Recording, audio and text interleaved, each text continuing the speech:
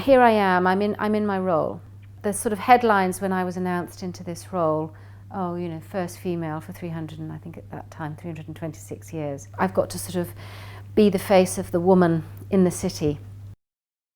Then comes along, say, a label as being bisexual, and then I feel I have to be a role model for a whole other community. And all of this just takes pressure, and you don't want to fail any of them. So I grew up in what was a very small market town in those days, and in a very, I suppose, sort of happy family environment. I was very sporty, always liked doing sport at school, but I was also a little bit of a rebel. Perhaps not wanting to always conform with everything. And I can remember going off on long cycle rides on my own, being a bit angry with the world because it seemed to want me to behave in a certain way and do certain things. I think the first time I really remember a role model was when I was on my trip around the world, and I was in Australia. And I was there working for the BBC, and the manager there was a woman.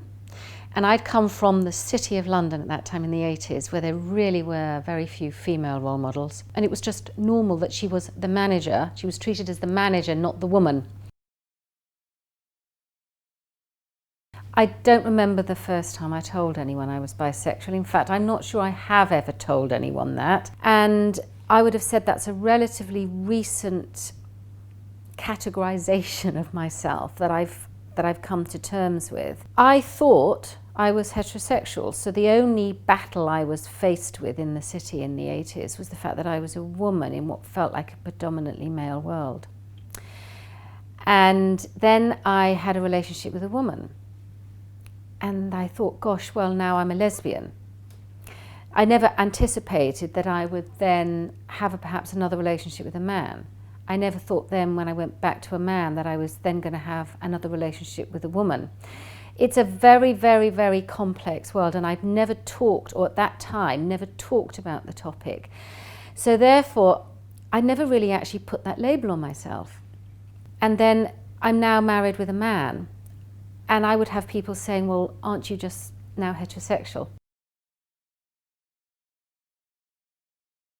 I want to do what I can to encourage all sorts of diversity. And what I can talk about is being bisexual. And it was really people coming to me and saying, you could help others, you could be a role model, that I thought, I can do something here. I would have said we've got quite a long way to go to reach others and allies. The environment's really changing. When I was working here in the 80s, you know, there wasn't a clothes shop for women. You couldn't buy anything here. Now there are shops. It feels much more modern, vibrant, so much more varied and much more diverse. Understanding the business benefits, there's a huge understanding of that now. It's giving people an environment that's safe, that they can talk about it, but in some ways business leaders can force that dialogue. The whole ambience of the city, the way it's just a much more modern, vibrant and alive place.